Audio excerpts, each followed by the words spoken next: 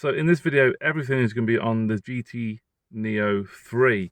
We're out and about. It's a really sunny day today, so the dynamic range is going to be really tested.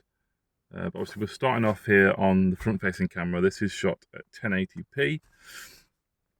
How do you think it's doing? It looks all right. Can't believe I'm out this early. I'm never out this early.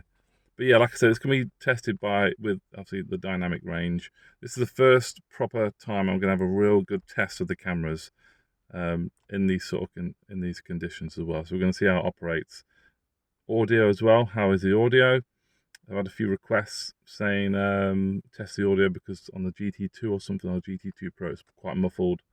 So we'll see that. If I do have to increase the dB, increase the levels of the volume, I'll include that at the bottom of this. Sometimes I do have to boost the volume because you won't be able to hear me.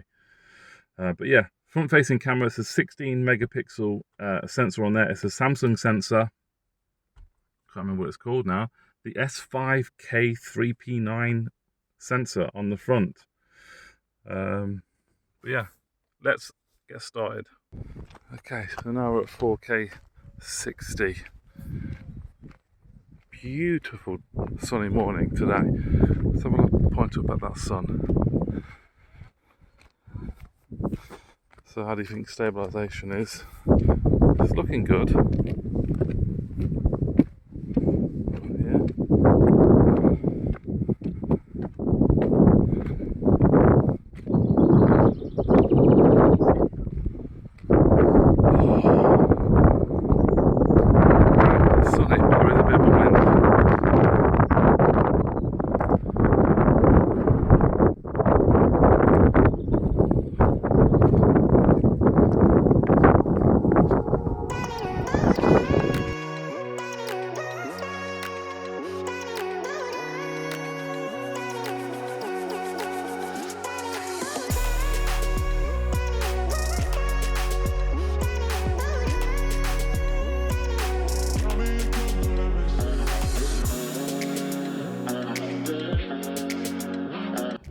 So at 1080p 60 now.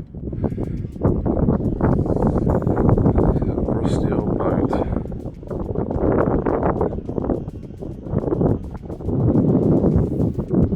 So the main sensor is the IMX766. Sony sensor. Stabilization is looking good.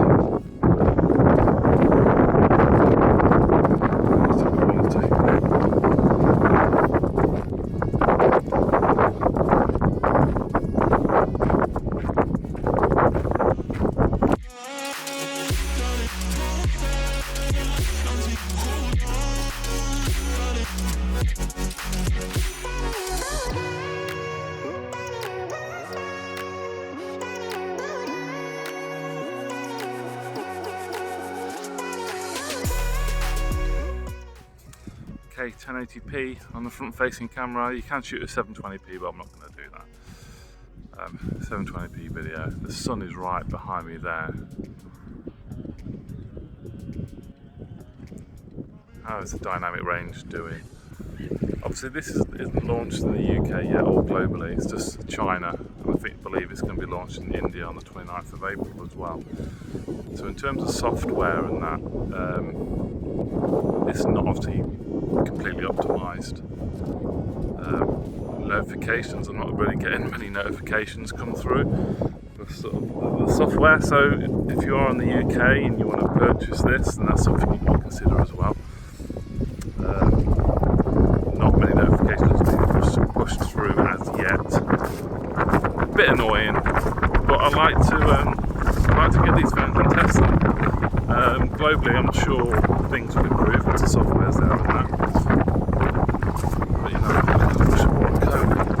it's sunny, but there's a nice, not a nice, but there's a bit of a chill to the air. There's a boat just there, look. What do you think of the 1080p video while we're walking? A bit of a wind as well, so I'm hoping the microphone's handling that okay.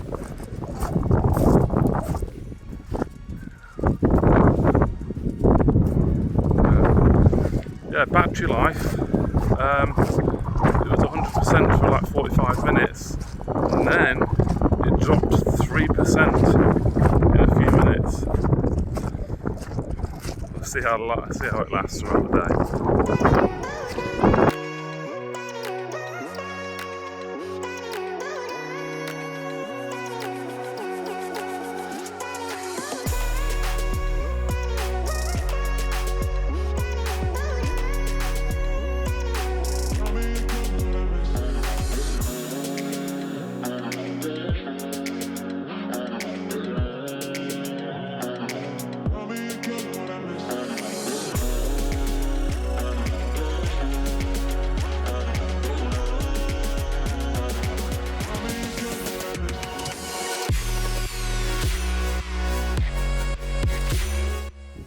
This is 4K 30. We're going to have a closer look at this boat. This old rusty boat.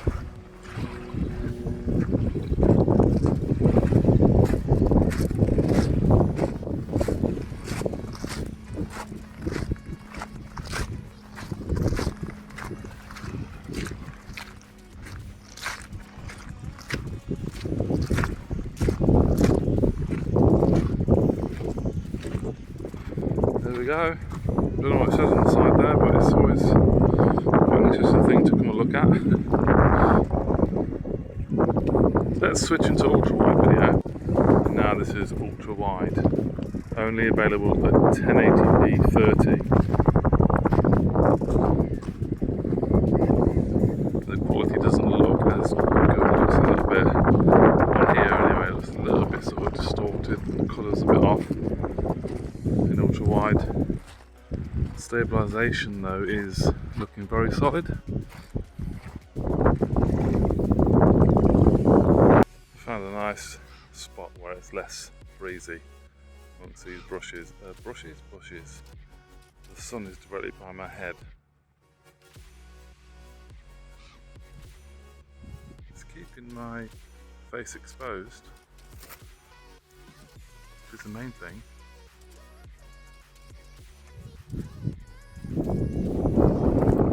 Wind. Too cold. Oh, bloody hell. Let's go somewhere a little bit warmer.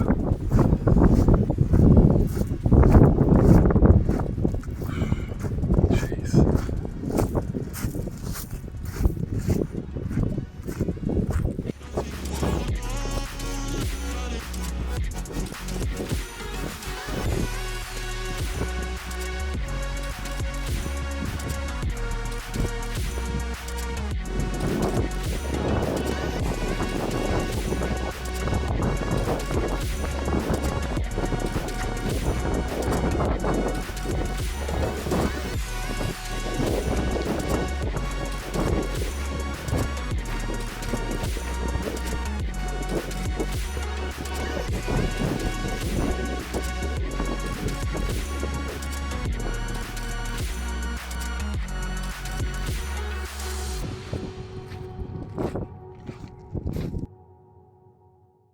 So that picture I just showed you there was a 50 megapixel photo from this phone.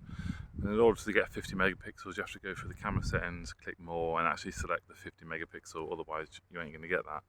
But just wondering, do any of you actually use it? The only reason I use it is for purposes like this, just to show you what the quality looks like. But in normal use, when I'm using a phone, it's mainly the Xiaomi phones, the Realme phones, Redmi, which obviously is Xiaomi as well. They have these sort of settings where you can go in, select 50 megapixel, or if it's 108 megapixel, whatever. To do that, and the aspect ratio is like a 4:3 or whatever it is. And then that's it. That's the only real time I use it, for videos and stuff like this.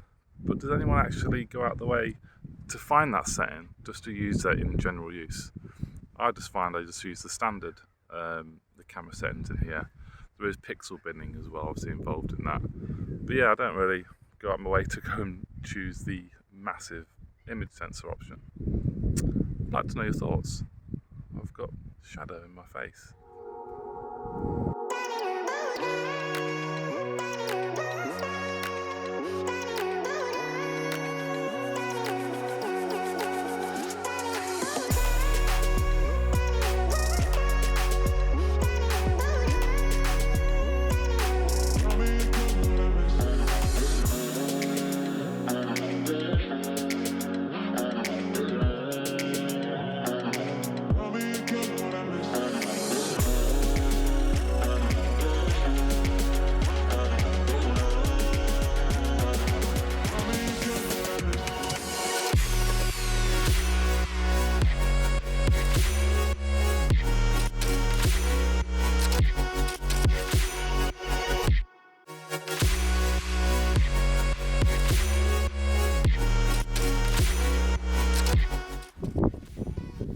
the sun glistening on the water.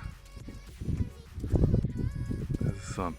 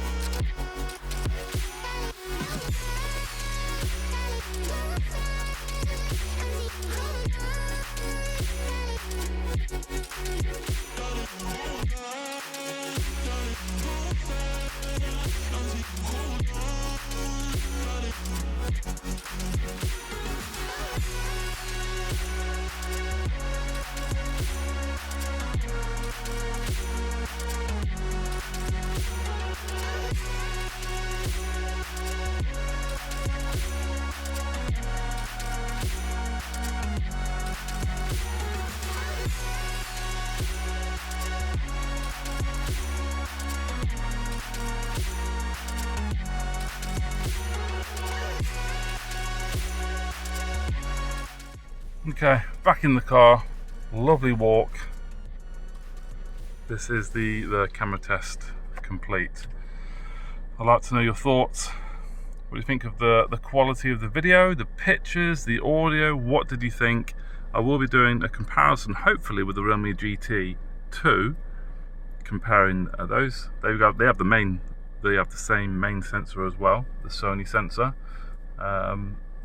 Should be sort of similar, depending on obviously the processing of the Dimensity 8100 compared to the Snapdragon 888. There's obviously different processing in pictures and videos.